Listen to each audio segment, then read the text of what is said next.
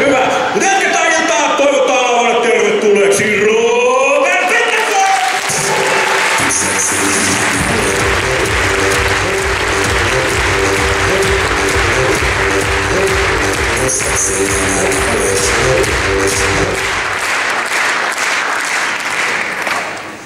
Kiitos.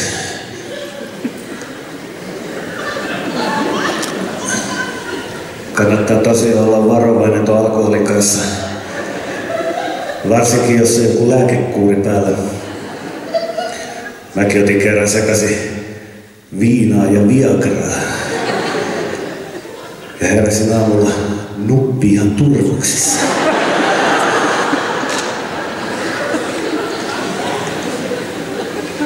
Olen myös joskus maistanut alkoholitonta venäläistä olutta. Kysyin tarjoilijalta, että onhan tässä varmasti 0% metanolia. Niin se vastasi, että kohta näet.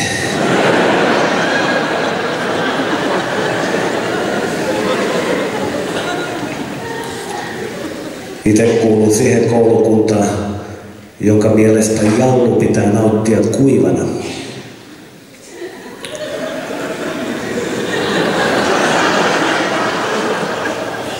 Sivutkin kääntyy helpommin.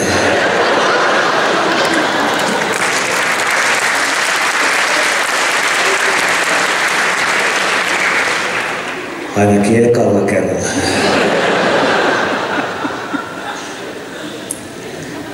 Aiku ihana nauru jollain naisella siellä. Tulee ihan mun eksä mieleen. Mun eksäni oli kokaiiniriippuvainen anorektikko. Sitä sanottiin lumilaudaksi.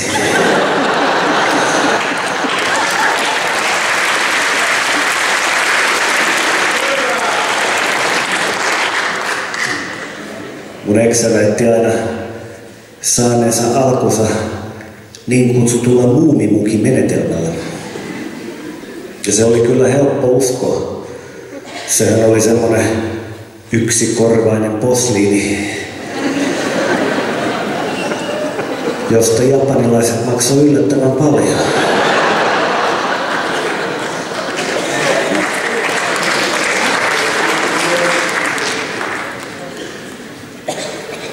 Mua ei ole enää vuosiin kutsuttu homo-orgioihin.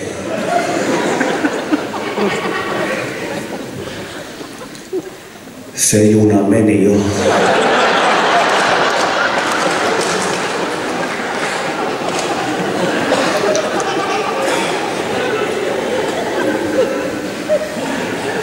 Kerran mun teki niin kovasti mieli bisseä, että poikkesi homolaariin.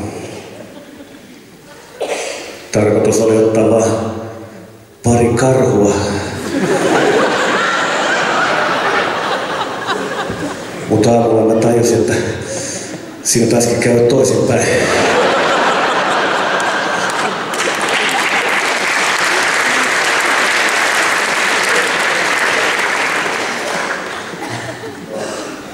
Mä kävin aina ennen paljon karaokebaareissa. Mut kaverit hermostu, kun mun piti aina ensin päästä raiskaamaan aikuinen nainen.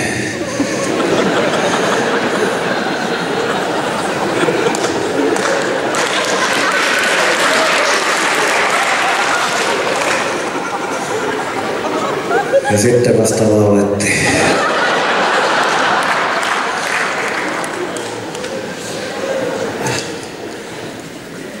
Mun vietnamilainen naapurini on muuten tosi mukava. Mut se ei oikein tykkää, kun mä luukutan joskus täysillä napalm deathia.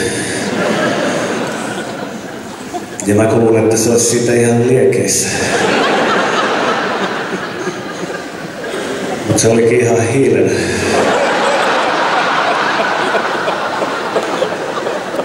Sehän suorastaan räjähti.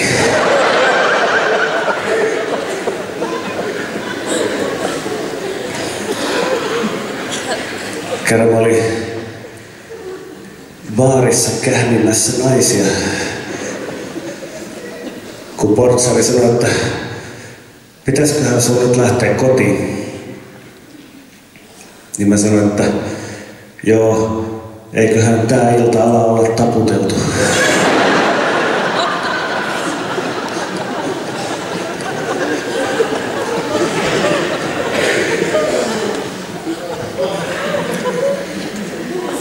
Mulla on kyllä mennyt täysin luotto pankkeihin. Sain nimittäin selville, että Nordea oli tallentanut mun kaikki panoni.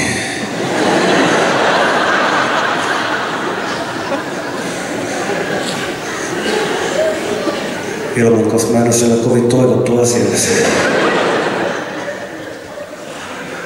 Panaman sijaan ne suositteli mulle tiliä Caymansaarilla.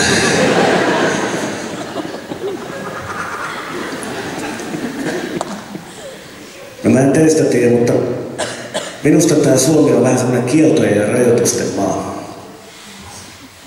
Mäkin menisin kerran katsoa TV:stä mäkihyppyä, mutta eikö sekin ollut K90?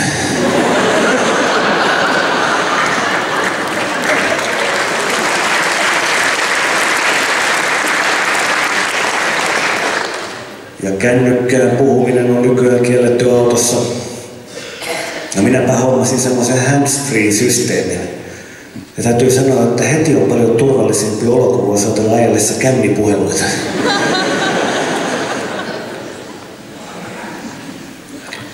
Mä muistan vielä ne ajat, kun poliisikin valvoi ylinopeuksia sillä, että siellä oli konstaapeli pusikossa semmoisen kädessä pidettävän tutkalaitteen kanssa.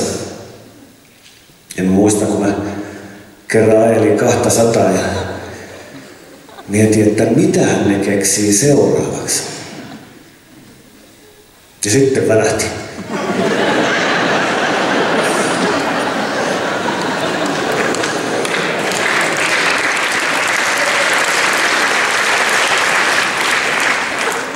Ihan pönttösysteemi. Mä oonkin nyt viime aikoina käyttänyt paljon VR-palveluita ja suosittelenkin niitä kaikille, joilla on käytettävissään paljon aikaa ja rahaa.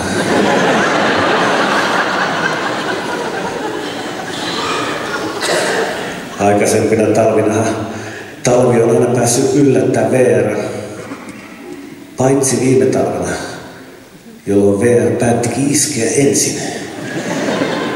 Ja peruutti ne vuoronsa jo ennen kuin se ylihittää tekati kisaa.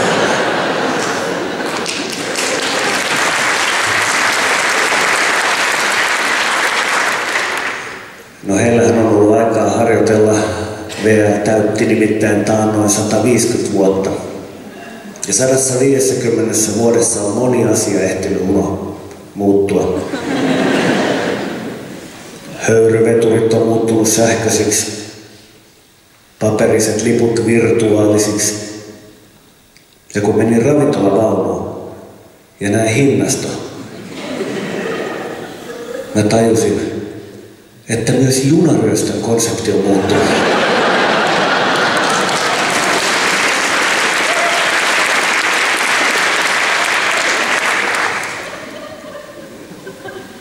Mun kaveri on ollut pitkään tosi masentunut ja hautunut jopa itsemurhaa.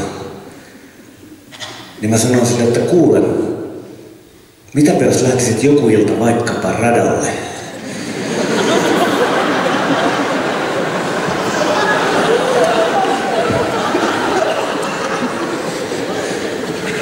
Niin ilmeisesti siitä oli apua, koska se soitti mulle yksyä ja sanoi, että kiitti vinkistä. Viimeinkin alkaa näkyä tunnelin päässä vahva. No sillä loppui varmaan akku kesken. Mut mukavaa, että se saa viimeinkin elämässä raiteille. Se olikin aina vähän semmonen heittäytyjä.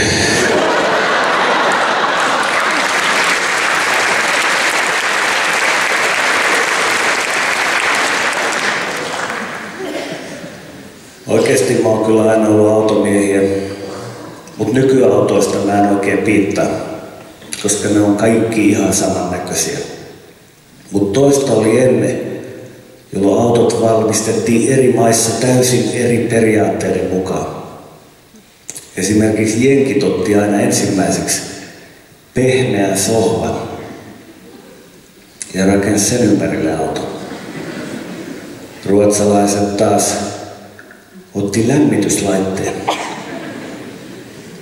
ja rakensi sen ympärille sen saavin tai voiman. Mutta saksalaiset, ne otti tuhkakupin. Ja ei kun kaasua. Itse ajan saksalaisella autolla, mutta se on ihan pelkkää sattumaa. Mutta vaikka mä olenkin automiehiä, niin yhtä juttua mä en ole koskaan tajunnut. Nimittäin mopoautoja. Tuliks joku tänään tänne mopoautolla? En halua nimittäin loukata ketään. Mutta se johtuu siitä, että mä olen itse niin vanha, että kun mä olin nuori, ei ollut mopoautoja. Ne oli invamopoja.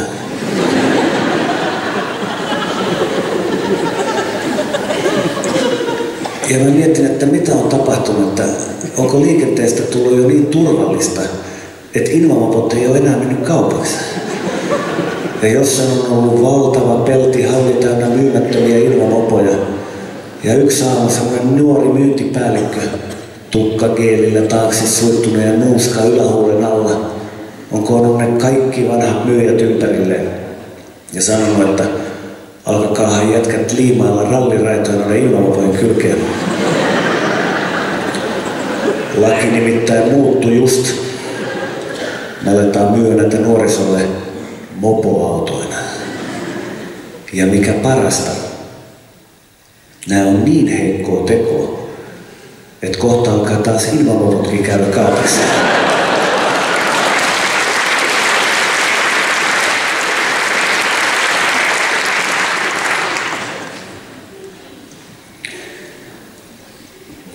Mulla oli viime keväänä todella paha myyräkuume.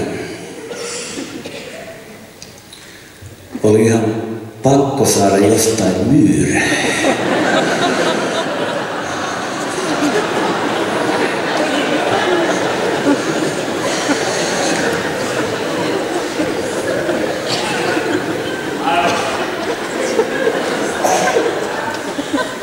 Olenkin nykyään ympäristötietoinen, eli sellainen naturisti. Mä suostun käyttää enää ainoastaan luomutuotteita. Mökilläkin mä heitin ne huoltoasemalta ostetut muovi- ja metallitikat järveen. Ja pyydystin 5 käpytikkaa.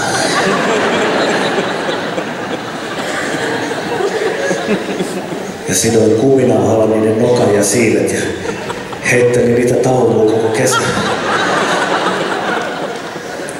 Ja täytyy sanoa, että ne on kyllä paljon parempia kuin ne keinotekoiset. Nää kiskookin itsensä irti siitä taulusta.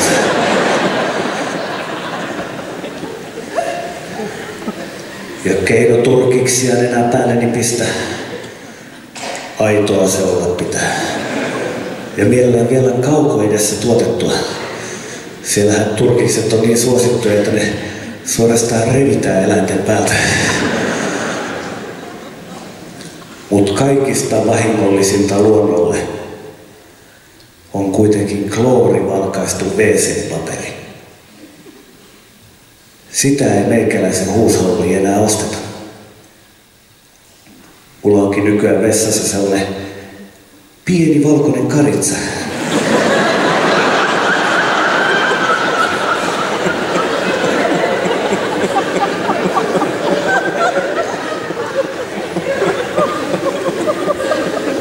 Mihin mä pyhin perseeni.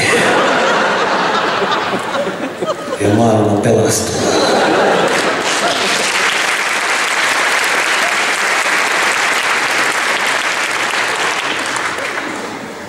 Te olette ollut kyllä niin ihanaa yleisöä, että mä haluan palkita teitä tavoitteet kauneimmalla tietämälläni tavalla. Nimittäin pierulla. Mutta ei millä tahansa pierulla. Tähän astihan kotimaisen huumorin huipentuma on ollut niin sanottu kainalopieru. Mutta minä olen vuosien saatossa kehitellyt sitä vielä pitemmälle. Ja aionkin nyt yrittää tehdä edessänne kaulani ja olkapääni välillä olevalla soliskuopalla niin kutsutun solispierun.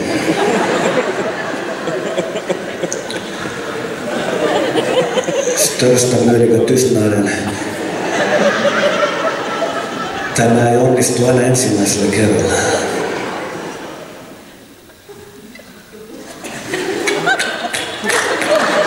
Kiitos.